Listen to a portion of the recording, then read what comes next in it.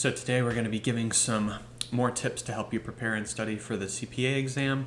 And the idea that I want to talk about today is actually how you might need to shrink your habits. And that might seem a little counterintuitive. But I think the problem is a lot of times when we make a commitment to start doing a repeating action or reach any big goal, we set the bar way too high on ourselves. So when you're studying for the CPA, whether it's four sections or one section, you come up with this plan for how much you're going to study, and it might be, it's a big test, it's a big deal. So you might think, okay, I need to study an hour a day, 6 days a week, which is not an insignificant amount of time, especially if you are a full-time student or working full-time as well. So you have that goal and you start out on it. Maybe you hit it for the first couple of weeks and you're feeling good.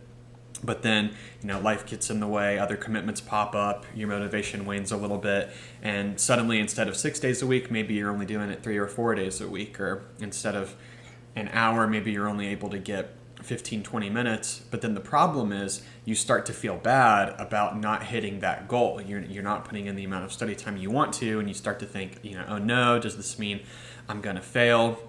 Start to doubt yourself, get down on yourself. And the problem, if you get into that negative headspace, is you might just say, well, since I'm not reaching my study time goal, what's the point at all? Since I'm not hitting that bar, why even try? And so you just stop studying, or it's just easy to procrastinate or come up with excuses. So in that case, if you're not reaching the numbers and the threshold that you want, you can actually shrink it down. Goals are most effective starting out when it's sort of the minimal dose that you'll actually do. So instead of 1 hour, 6 days a week, what if you just made it a half hour, 3 days a week? It's better to do that for a longer period of time and actually get prepared rather than doing 6 hours to start, but then just quitting. So if you're not, so bring it down. The number of days a week, bring it down. The amount of times you're studying, bring it down.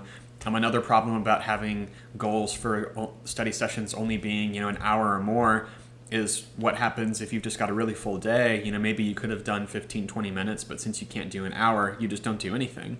But I think people would agree that any amount of time spent studying is better than none.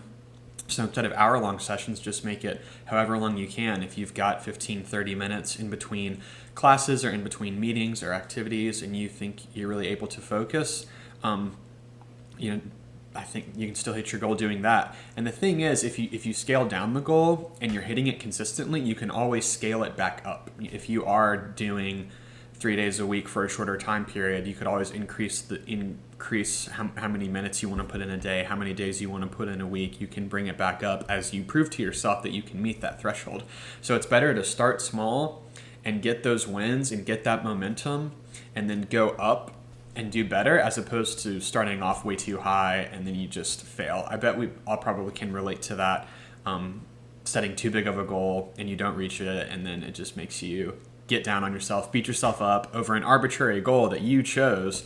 So it's just not the best way or the most helpful way. And when you set the small goal and you do see yourself hitting it a lot, I think other people will also relate to feeling good. You're upholding the commitment you made to yourself. And I think you can really carry that forward as you continue to do more. So don't be afraid to start small, scale down. It's continued effort over time. So the best goal and the best plan is the one that you'll actually do. Thanks.